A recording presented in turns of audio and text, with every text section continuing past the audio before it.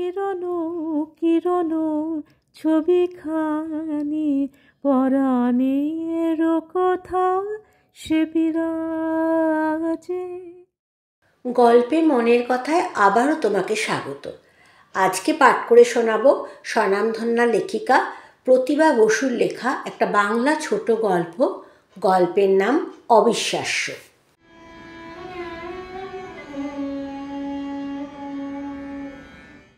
এতক্ষণে ভালো করে গুছিয়ে বসে সহযাত্রীর দিকে নজর পড়ল সিস্টার মালতী সেনের।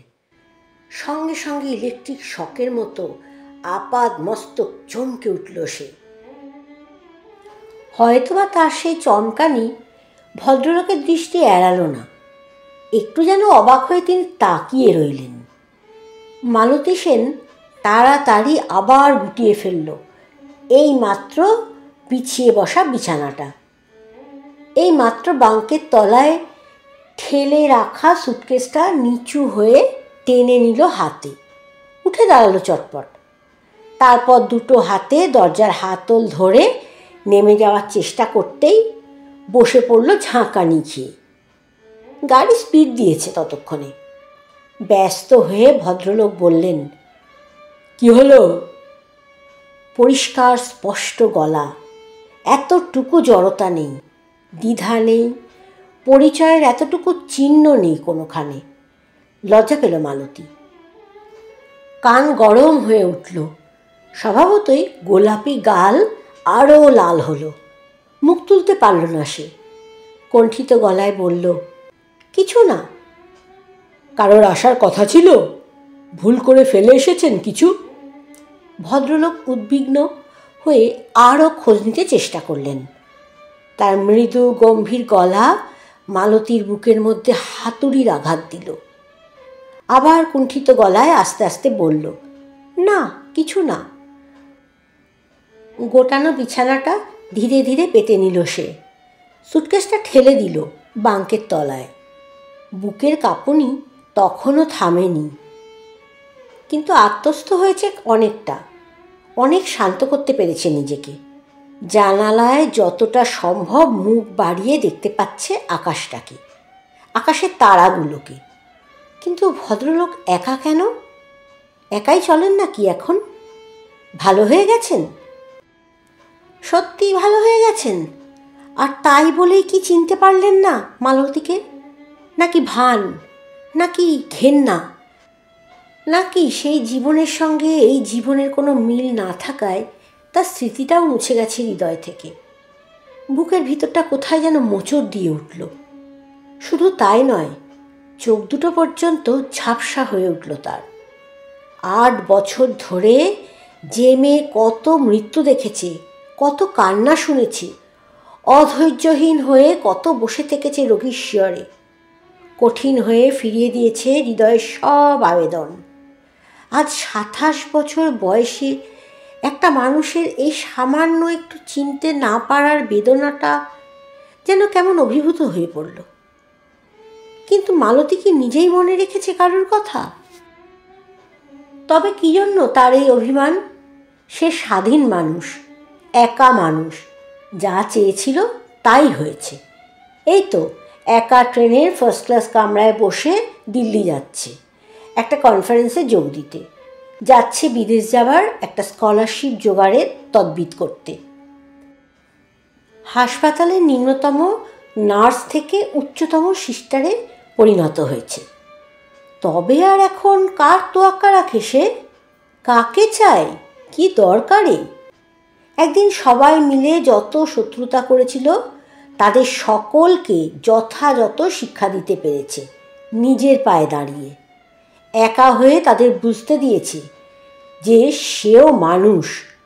না, একদিনের জন্য ভাবেনি ভুল করেছে, অন্যায় করেছে। তবে আর কিসের দুঃখ?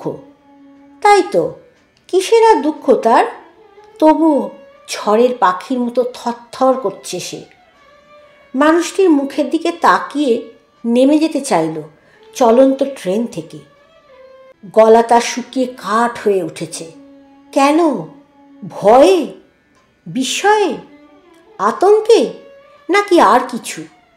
কিন্তু ভয় তো আর নেই, তার আতঙ্কও নেই। ভয় করেছিল সেদিন, যেদিন মা কান্না ভরা গলায় বলেছিলেন, তবে তাই স্থির। বাবা বলেছিলেন, তাই স্থির। তারপর মাকে কাঁদতে দেখে আবার নিষ্ঠুরের মতো আরও বলেছিলেন, বাড়াবাড়ি করো না, সর্বানন্দবাবু জেলা জজ, মান সম্মান প্রতিপত্তি টাকা পয়সা কিসের অভাব তার? ঢাকা শহরে কত বড় বাড়ি, ছেলেমেয়েরা সব কত ভালো জামা কাপড় পরে ঘুরে বেড়ায়। ঠাকুর চাকর আশ্রিত পালিত একেবারে গমগম করছে বাড়ি। মেয়ে কি তোমার দুঃখে থাকবে? মা বলেছিলেন, চাই না সে সুখ, মেয়ে আমার মরে যাক, তবুও আমি চাই না। দরজা ধরে দাঁড়িয়ে মা বাবার সেই সব কথাবার্তা শুনতে শুনতে বুক বন্ধ হয়ে এসেছিল সেদিন মালতীর।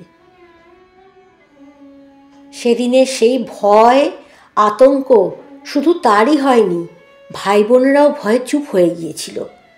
প্রতিবেশীরা বলেছিল, লোকটা কি চামার, এমন প্রতিমার মতো মেয়েটাকে সে, ছি। সারা বাড়ি থমথমে হয়ে গিয়েছিল, যেন মধ্যাহ্ন সূর্যকে গ্রাস করছে গ্রহণ। মালতী মার কোলের ওপর ঝাঁপিয়ে দাপিয়ে উঠেছিল, না না, এ আমি পারবো না, তার চেয়ে আমাকে মেরে ফেলো মা, কেটে ফেলো, পর্দায় ভাসিয়ে দাও। আর তারপরে একদিন সকলের চোখ এড়িয়ে সে বেরিয়ে গিয়েছিল বাড়ি থেকে। উল্টো দিকের বাড়িতে কখনো কখনো বারান্দায় দাঁড়িয়ে থাকতে দেখা ভদ্রলোকটির পা জড়িয়ে ধরে চোখের জলে ভেসে গিয়ে বলেছিল, শুনেছি আপনি বিপত্নী, আপনি আমাকে বিয়ে করে নিয়ে পালিয়ে যান। আমি সমস্ত জীবন আপনার এই ঋণ মনে করে দাসী হয়ে থাকব। দাদা পিতার যোগ্য পুত্র, তখনই ধরে এনে মেরে বাঁকিয়ে দিয়েছিল পিঠ। তারপর সেই যে চুপ হয়ে গিয়েছিল, সে আর কোনো দিন একটা কথাও বলেনি, সব জমা করে রেখে দিয়েছিল বুকের ভিতর। তারপর পুরো 10,000 টাকা হাতে তুলে দিয়ে পুত্রবধূ কিনলেন সর্বানন্দবাবু।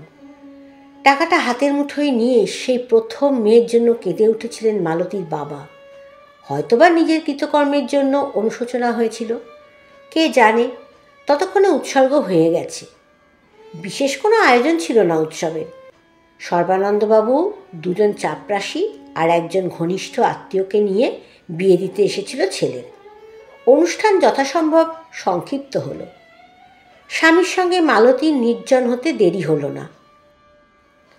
আর একা হওয়া মাত্রই মালতী কেঁপে উঠল থরথর করে। শৈলেনের অপলক দৃষ্টি থেকে অনেক দূরে সরে গিয়ে প্রায় দেওয়ালে মিশে গিয়ে দাঁড়ালো। শৈলেন এবার নামিয়ে নিল তার চোখ।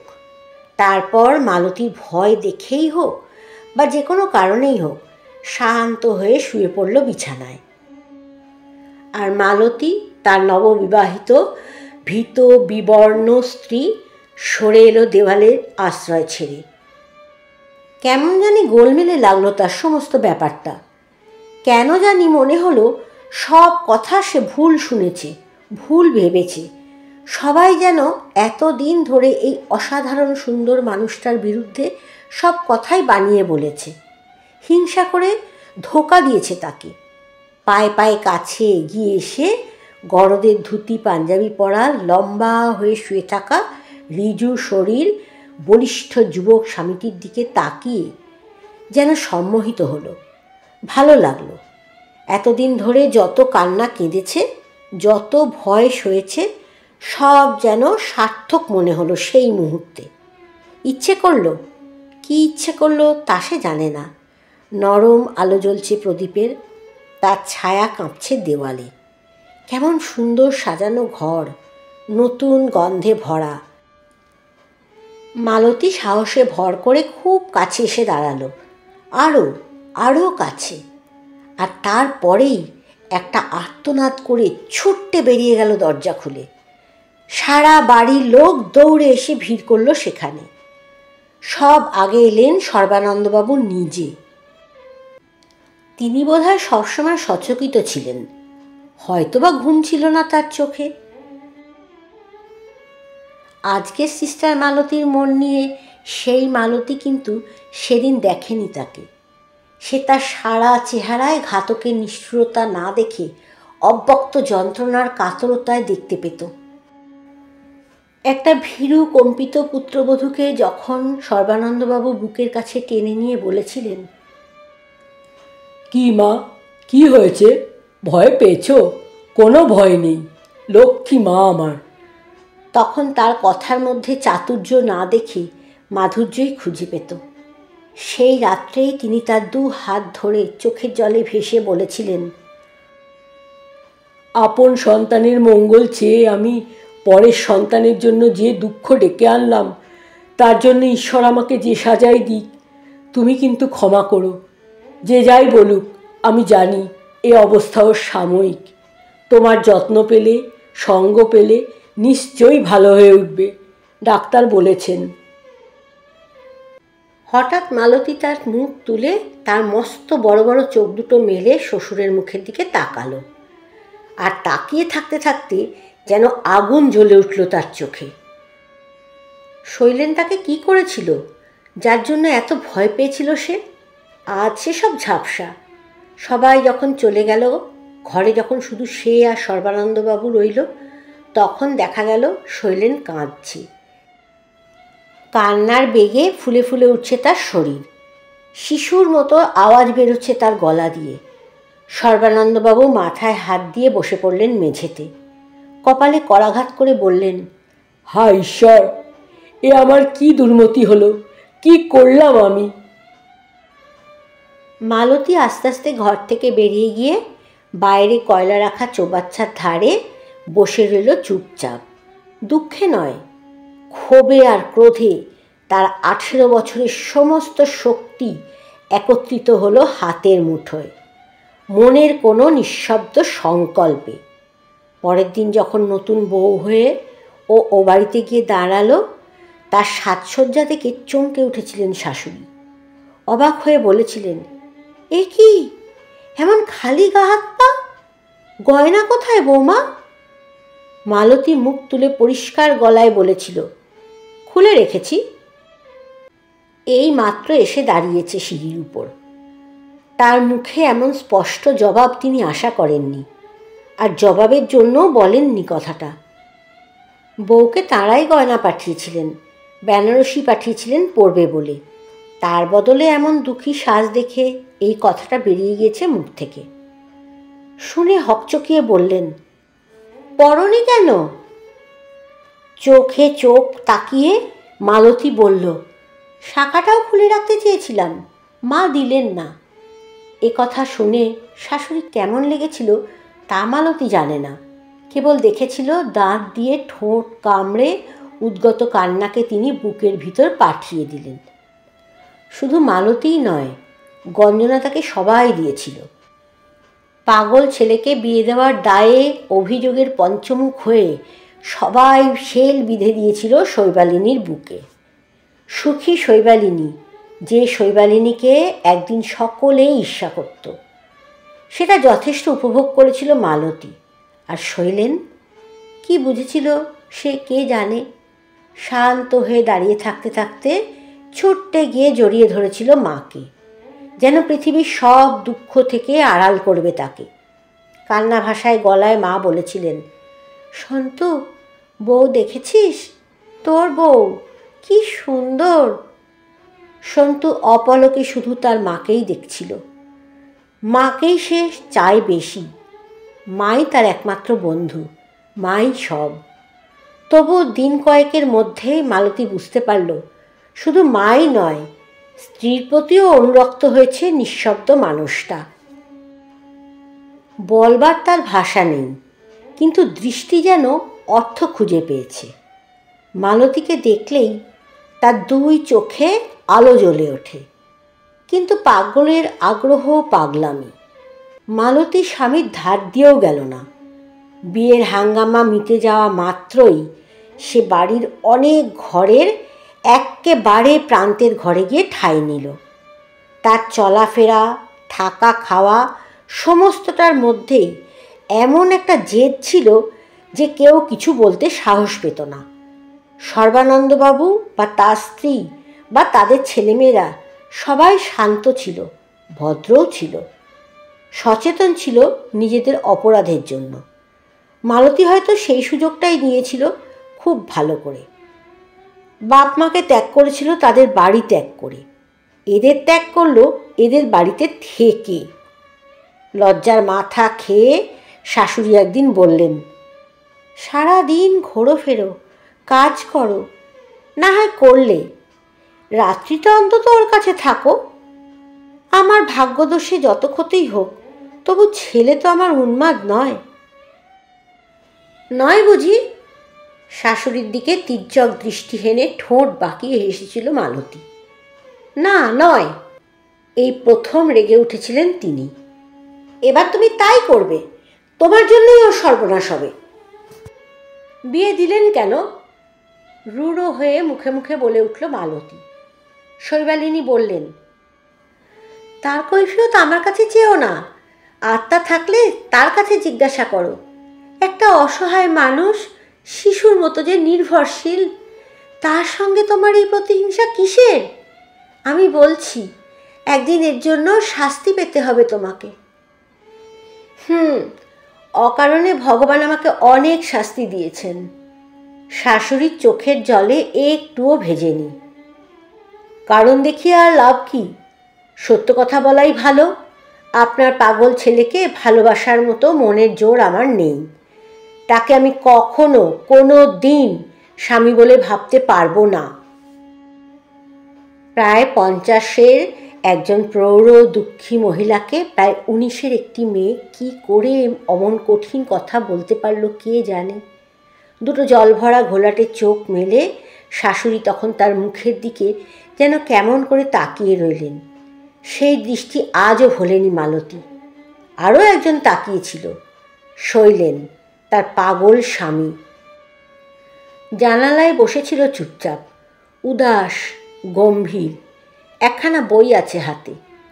সহসা দেখলে কে বলবে লোকটা পাগল, নির্বোধ, খেতে না দিলে খায় না, স্নান না করালে জল ঢালে না, এমনকি জামা কাপড়টা পর্যন্ত ছাড়তে জানে না নিজে। কি ভেবে সেও পরিপূর্ণ দৃষ্টি মেলে মালতীর দিকে তাকিয়েছিল কিছুক্ষণ। পাশের বাড়ির আত্মীয়া ধাত্রীমাসি বেড়াতে এসেছিলেন ঢাকাতে। কালো কুলো মোটাসোটা মানুষ, আসর জমানো। এ বাড়ির কেউ পছন্দ করতো না তাকে, কিন্তু মালতীর ভালো লাগলো। হয়তো এ বাড়ির বিরোধিতা করার জন্যই ভালো লাগলো। ধাত্রীমাসি বলল, কেন, মেয়েরা কি মানুষ না? মন প্রাণ নেই? ঘটিবাটি নাকি যে টুটা ফাটা ভাঙা ফাটা সব একত্র করে রাখলেই হলো? তুই কেন সারা জীবন জ্বলবি এদের সঙ্গে? দেখ না আমি কেমন আছি। ঠোঁট উল্টে মুখ ভ্যাংচালি। ডাক্তার বলেছে বিয়ে দিলে ভালো হবে। আহারে আমার। এইসব বলে বলে ধাত্রীমাসি তার জীবনে নেশা ধরিয়ে দিয়েছিল। আর তারপর একদিন কাউকে কিছু না বলে পালালো সে।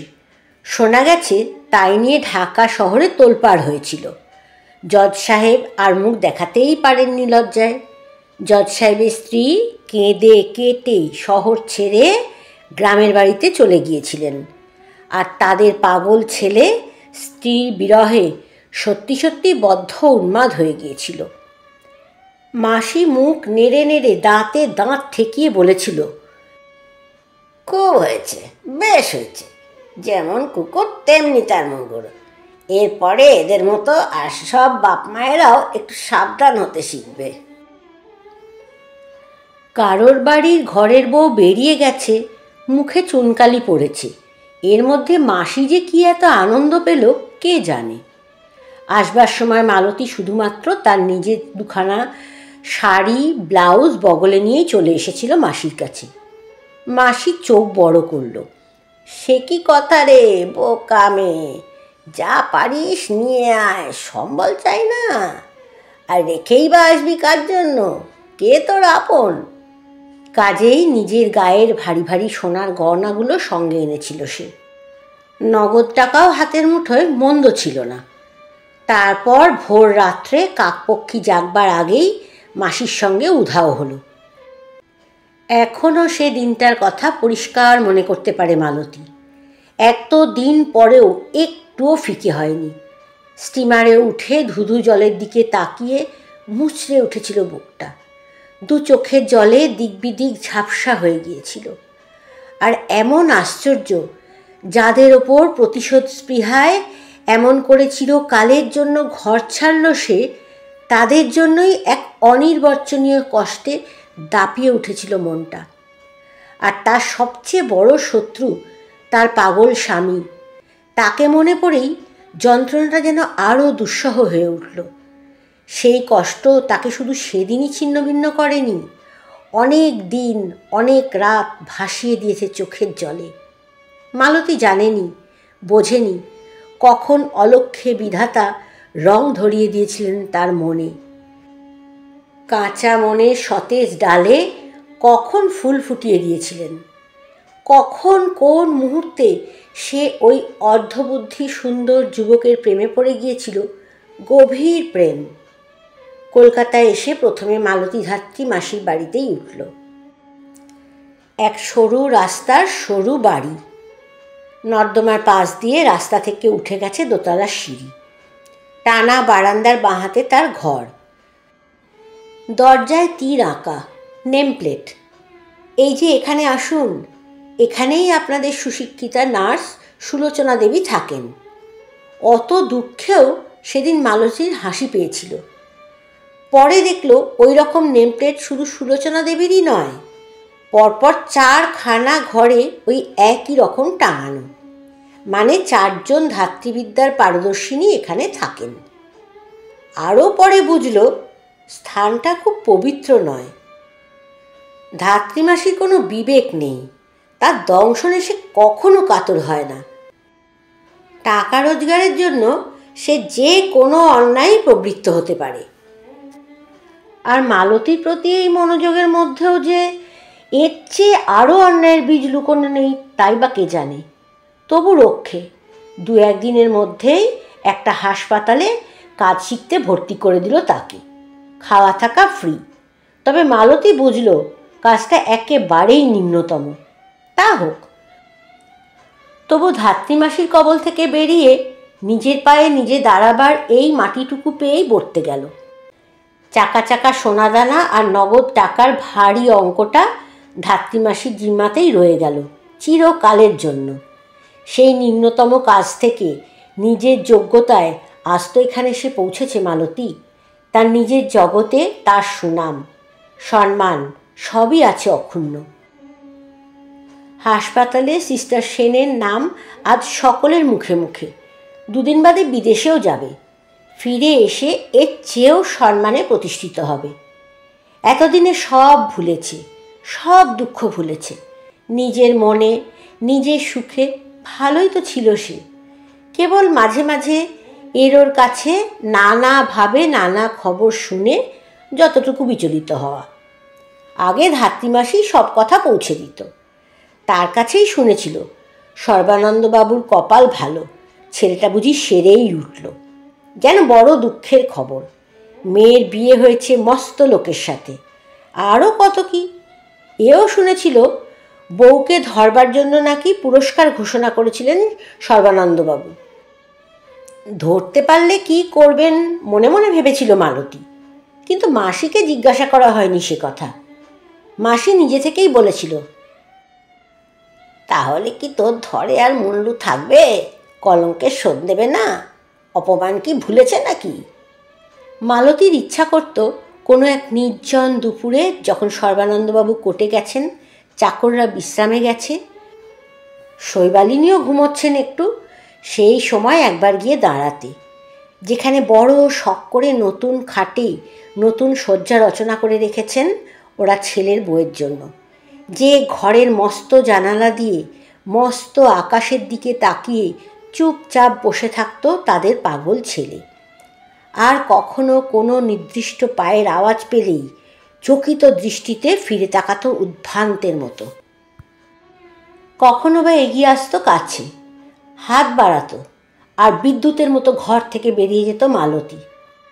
সেই মানুষটাই তো, ঠিক তেমনি ভঙ্গিতে বসে আছে, চুপচাপ বইয়ের পাতায় চোখ রেখে। তবে চিনতে পারল না কেন তাকে? তাই তো ভালো। কেউ যে কারো স্মৃতির দরজা আগলে বসে নেই সেটাই তো বাঁচোয়া, অন্তত আজকের এই মুহূর্তে তো নিশ্চয়ই। কবেকার সব পুরনো দিনের কথা, সেসব ভেবে কে কতকাল বসে থাকবে? প্রত্যেকেরই কাজ আছে, আলাদা আলাদা ক্ষেত্রও আছে জীবনযাপনের। কিন্তু তবুও বুকের মধ্যে খচখচ করে মালতীর। কিসের কাঁটা? একটা কৈফিয়ত দেওয়ার আছে তার এই ব্যক্তিটির কাছে। যে মানুষটা মেঘে মোছা আকাশের মতো ধোয়া মোছা হৃদয় নিয়ে পরম নিষ্ঠুরের মতো সব কথা ভুলে গিয়ে আজ বসেছে তারই মুখোমুখি নিশ্চিন্ত হয়ে। দুঃখের দিনে যাকে সঙ্গী করতে এতটুকু বিবেকে আটকালো না, আজ বুঝি সুখের দিনে আর দরকার হলো না তার? কি নিষ্ঠুর, কি নিষ্ঠুর! দুটো হাতের ফাঁকে মাথাটা ঘষল মালতী। আপনার কি কোনো অসুখ করেছে? ভদ্রলোকের মৃদু গম্ভীর আওয়াজে আর একবার উদ্বিগ্ন হলো। মালতী চমকে চোখ ফেরালো। মুহূর্তকাল কিছু না বুঝেই তাকিয়ে রইল মুখের দিকে। তারপর আরক্ত হয়ে চোখ নামিয়ে বলল, না। মনে হচ্ছে অত্যন্ত অস্থির বোধ করছেন। মাথা ধরেছে একটু। নিজের অসংলগ্ন ব্যবহারের কৈফিয়ত স্বরূপ এই মিথ্যেটুকু অস্ফুটে বলতেই হলো মালতীকে। মাথা ধরেছে? ও আচ্ছা, এক কাজ করলে হয় না? ও কিছু না, সেরে যাবে। আমার কাছে অডিকোলন আছে, জল মিশিয়ে ব্যবহার করলেই তো হয়। ফ্যাকাশে মুখে ম্লান হাসল মালতী। পরে স্ত্রী ভেবে যে যত্ন নিজের স্ত্রী জানলে কি তাই করবেন উনি? কিছু দরকার নেই। বেড কভারটা মালতী আস্তে আস্তে পায়ের ওপর টেনে দিল। আবার মুখ ফিরালো জানলার অন্ধকারের বাইরের দিকে। কিন্তু তার দরকার না থাকলেও ভদ্রলোকের বোধহয় ছিল। অ্যাটাচিকেস খুলে অডিকোলন বার করে যতখানি জল নিলেন কুঁজো থেকে তার অর্ধেকখানি গ্লাসে আর বাকি অর্ধেকখানি ফেলে বিছানা ভিজিয়ে শিশিটাকে প্রায় উজাড় করে কাছে নিয়ে এলেন। মুখে মাথায় ছিটিয়ে দিন, ভালো লাগবে। মুখ ফিরিয়ে তাকিয়ে না ছিটিয়েও ভালো লাগলো মালতীর। যত্ন করাটা তার পেশা। তাকে কেউ কখনো যত্ন করেনি। হাত বাড়িয়ে স্বামীর হাতের সুগন্ধি জলটা তার ছিটোতেই হলো তার মুখে মাথায়। মৃদু হেসে বলতেই হলো, অনেক ধন্যবাদ। নিজের জায়গায় বসতে গিয়ে বিছানার ভেজা জায়গাটা গুটিয়ে দিলেন ভদ্রলোক। মুখ খোলা কুচোটাতে গ্লাস চাপা দিতে দিতে বললেন, আমরা পুরুষরা সত্যি অকর্মণ্য। ভিজে গেছে অতখানি, এক গ্লাস জল ভরতেই এই দশা। স্মিত হাস্যে আর একখানা চাদরের জন্য বোধহয় হোল্ডালটা তোলপাড় করলেন তিনি। মালতী একজন মেয়ে, তার উপরে নার্স। কত লোকের কত বিছানা সে পেতে দেয়, কত সেবা সে করে, আর আজকে এইটুকু পারবে না? এদিকে উঠে এলো দ্রুত পায়ে, অভ্যস্ত হাতে চাদরটা তুলে শুকোতে দিল জানলায় গেরো দিয়ে, তোয়ালে চাপা দিল তোষকের ভেজা অংশে। তারপর অন্য চাদর খুঁজে না পেয়ে নিজেরটাই তুলে এনে একটা সুন্দর বিছানা পেতে দিল মুহূর্তে। হোল্ডালটা গুছিয়ে দিল। খুলে রাখা কোটটা পর্যন্ত হ্যাঙ্গারে ঝুলিয়ে দিতে ভুলল না। ভদ্রলোক ছেলে মানুষের মতো খুশি হয়ে উঠলেন, কিন্তু প্রতিবাদও করলেন। আহা, আপনার চাদরটা দিয়ে দিলেন কেন? ওটা ধোপের, আমি ব্যবহার করিনি। ব্যবহৃত হলেও আমার আপত্তি ছিল না। আর সে কথা নয়। তবে আপত্তি কিসের? আপনি শোবেন না?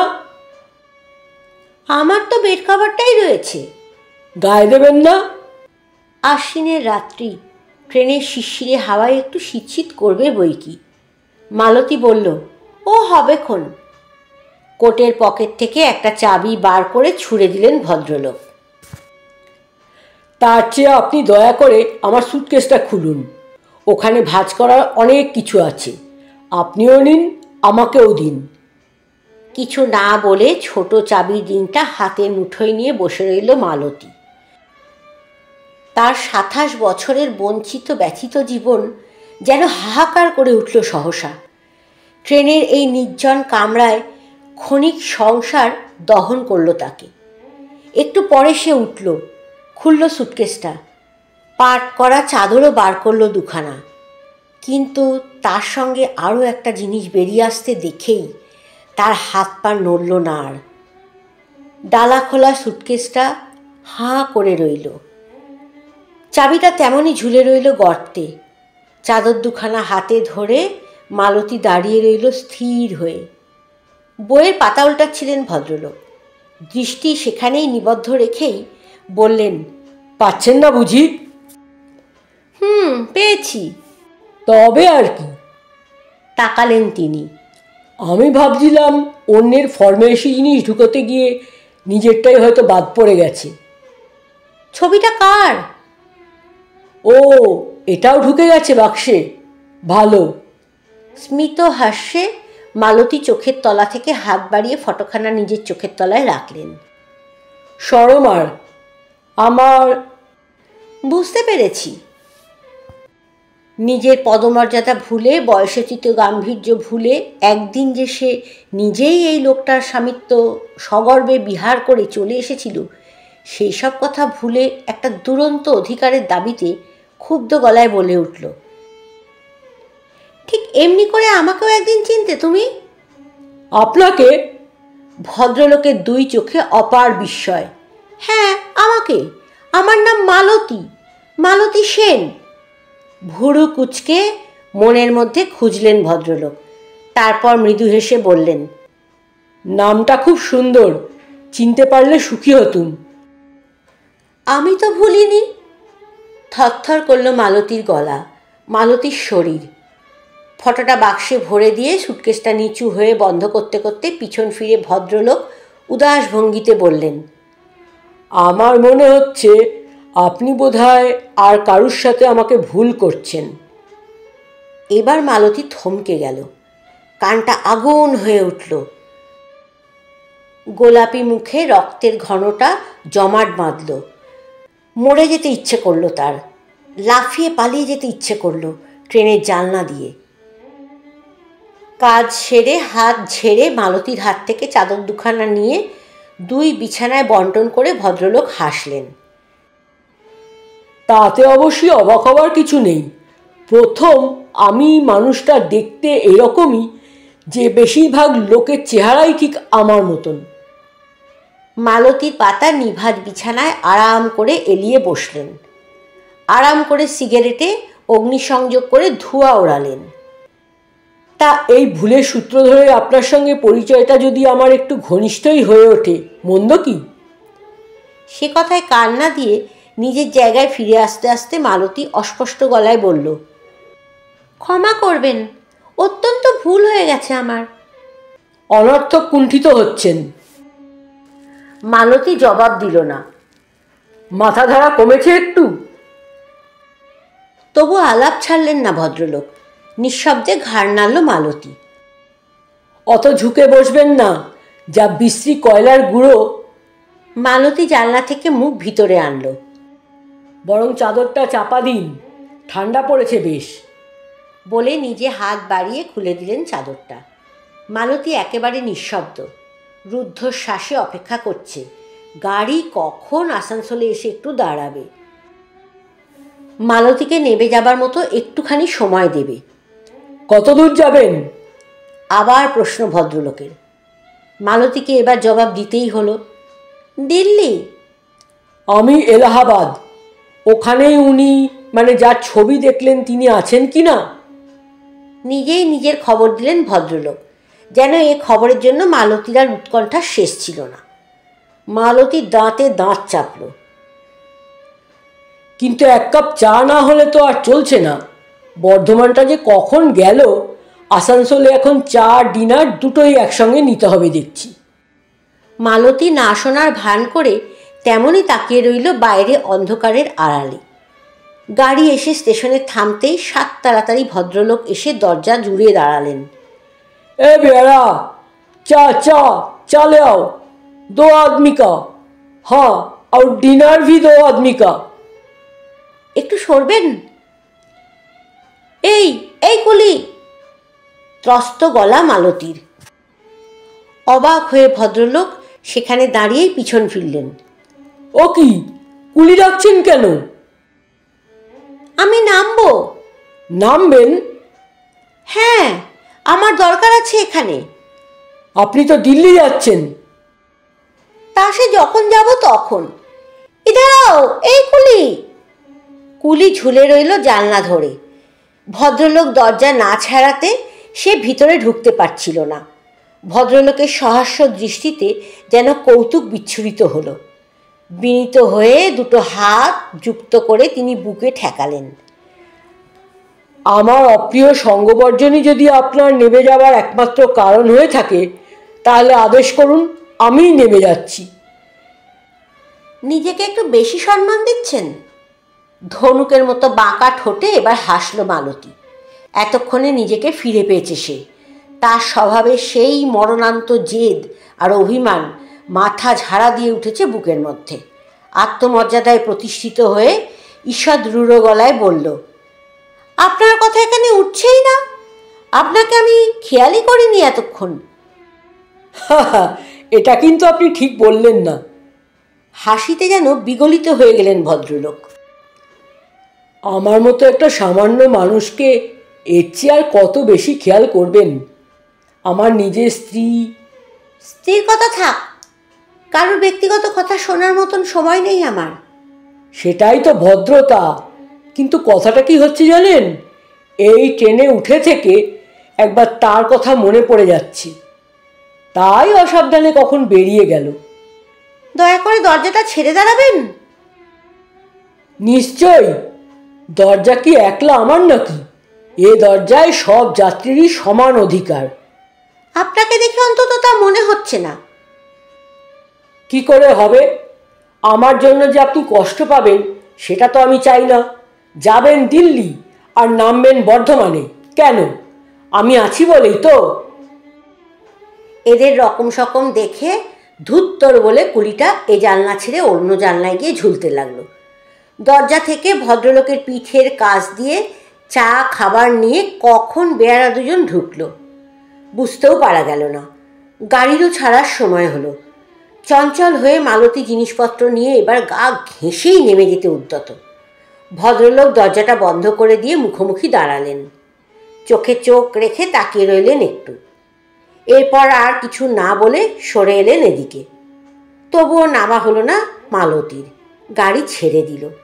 বাক্স বিছানা হাতে নিয়ে চুপ করে দাঁড়িয়ে রইল পুতুলের মতো।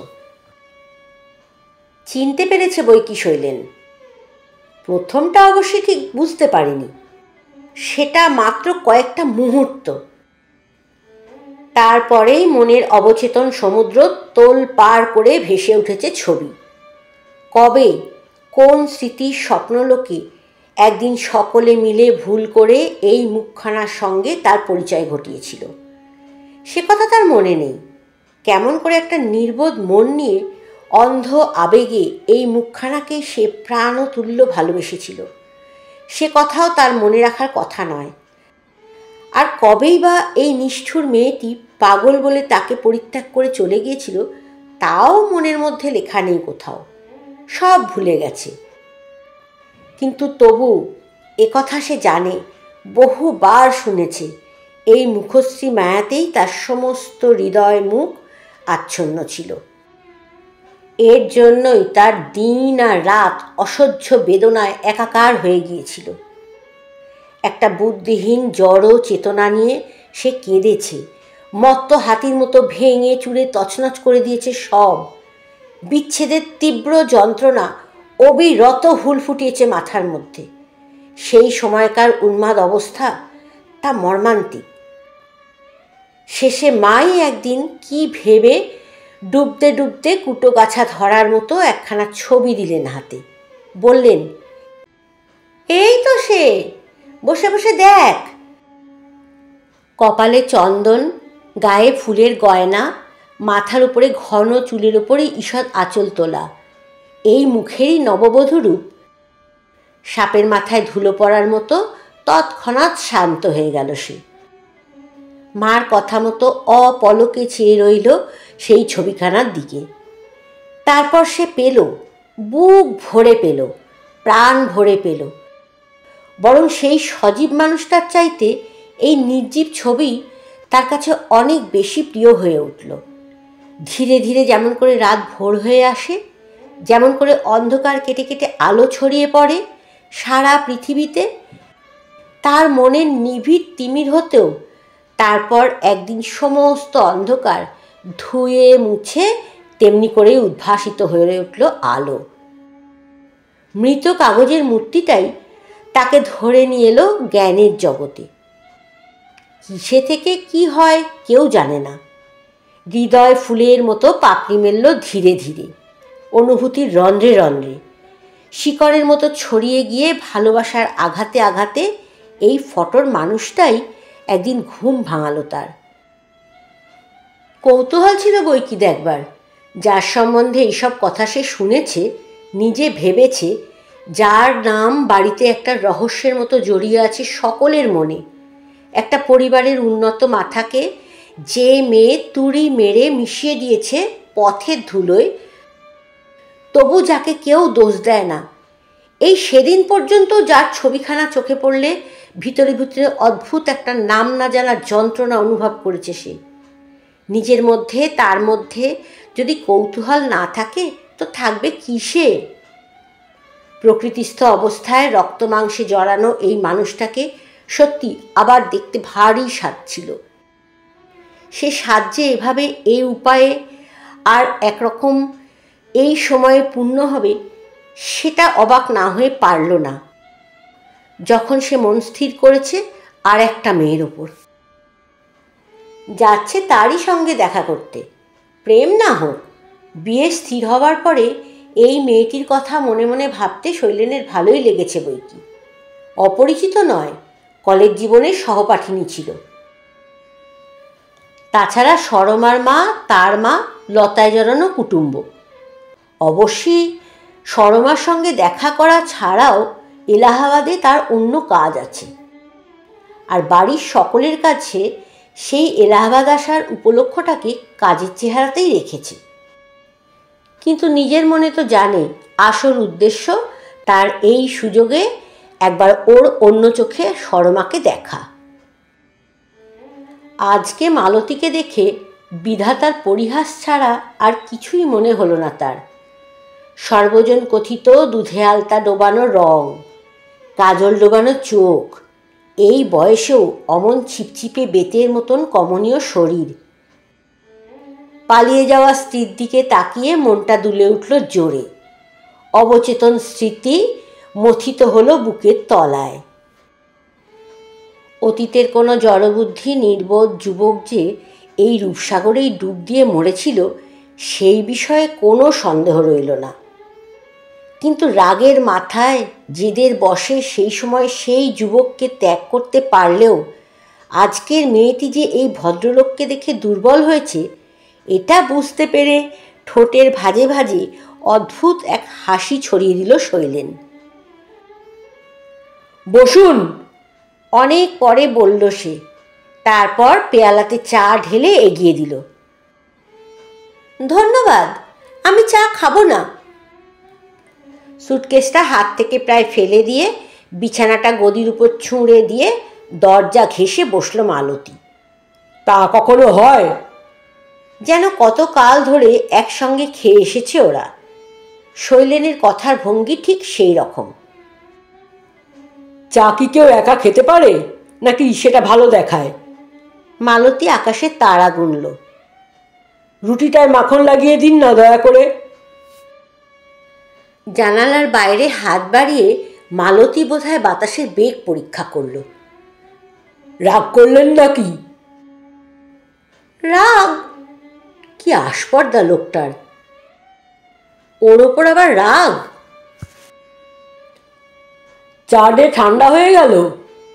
মালতীর হাবভাবে মনে হলো না এই কামরায় অন্য লোকের অস্তিত্ব এতটুকু অনুভব করছে সে। এরপর আর একা একা কত কথা বলা যায়। আর একটু রাগ হতেই বা বাধা কি? শৈলেন চুপ করল। এক চুমুকে চায়ের পেয়ালাটা নিঃশেষ করে শুয়ে পড়ল চাদর চাপা দিয়ে। রাত বাড়তে লাগলো হু হু করে। সময় দ্রুত বেগে মুহুর্মুহু গুড়িয়ে যেতে লাগলো ট্রেনের চাকার তলায়। অল্প রাত্রিরের ঘন অন্ধকার ভেদ করে এক ফালি চাঁদ উঠল আকাশে। লগ্ন বয়ে যেতে লাগলো। সেই তালে তালে এই নির্জন রাত্রিতে নির্জন কামরার মধ্যে নির্ঘুম দুটো মানুষের বুকের স্পন্দনও বেড়ে উঠল উত্তাল বেগে। তবুও কেউ কারোর কাছে ধরা দিল না, হার মানল না, ঘুমের ভান করে পড়ে রইল মুখ ঢেকে। শৈলেন মনে করল, আমার গরজ কিসের? নেহাত বিবাহিতা স্ত্রী, নেহাত আমি ভদ্রলোক, যতই অপরাধ করুক একটা কর্তব্য আমার আছেই। তাই হাতে পায়ে ধরলে বা ক্ষমা চাইলে করে ফেলতাম ক্ষমা। তা যখন হলো না, ভালোই হলো। কথা দিয়ে কথা ফেরাবার লজ্জা ভোগ করতে হলো না সরমার বাবা মার কাছে। মালতী ভাবল, যা গেছে তা যাক। লোভীর মতো, কাঙালের মতো আর আমি হাত পাততে পারবো না এই বয়সে। তাছাড়া যে ভদ্রলোক বিবাহিত জেনেও অন্য মেয়ের পানি গ্রহণ করে, সে কি একটা মানুষ? সরমা, আহা কি নাম! থাকো, সরমাকে নিয়েই থাকো। সরমার স্বামীতে আমার কোনো দরকার নেই। রাত কেটে গেল। সুন্দর একটা ভোর কুয়াশায় গা মুড়ে এলাহাবাদ স্টেশনে এসে ধরা দিল। এলাহাবাদ! ধক করে উঠল মালতীর বুক। এলাহাবাদ! বুকটা যেন বন্ধ হয়ে গেল শৈলেনের। যেন কিছুই নয় এমন আয়েসে শোয়া থেকে উঠে বসে স্টেশনটার দিকে মালতী তাকালো। জিনিসপত্র গুছিয়ে হ্যাঙ্গারে টাঙানো কোটটা হাতে নিয়ে সহজভাবে বিদায় নিল শৈলেন। তবে আসি। গলাটা ভারী শোনালো, বোধহয় ঠান্ডা লেগেছে। মালতী ঢোক গিলল, তাকাতে পারল না মুখ তুলে। কিছু যদি অপরাধ করে থাকি আশা করি ভুলে যাবেন। মালতীর ঠোঁট কাঁপল, চোখের পাতা কাঁপল, দৃষ্টি নিবদ্ধ রইল মাটিতে। আর এও আশা করি বাকি রাস্তাটা এবার শান্তিতে যেতে পারবেন। আমার জন্য মিছিমিছি কষ্ট পেলেন। মালতী কি বোবা হয়ে গেছে? এই শেষ মুহূর্তটিকেও সে একটা কথাও বলবে না? শৈলেন পা বাড়ালো উল্টো দিকের দরজায়। শিশির ভেজা ঘাসের মতো নরম কান্নায় ভেসে গেল এবার সিস্টার মালতী সেনের গোলাপি গাল। দু হাতে মুখ ঢেকে সে ফুঁপিয়ে উঠল। কি হলো? কয়লার গুঁড়ো গেল নাকি চোখে? বিদ্যুৎ বেগে শৈলেন পকেট থেকে রুমাল বার করে মুখ নিচু করল দেখতে। তারপর সহসা নিবিড় উত্তাপে কাছে টেনে নিয়ে বলল, এরকম করলে কি কেউ যেতে পারে? পরাণের কথা সে বিরাজে, হৃদয় কমল বনমাঝে মধুর। গল্পটা তোমার কেমন লাগলো কমেন্ট করে জানাতে ভুলো না কিন্তু। ভালো থেকো, সুস্থ থেকো।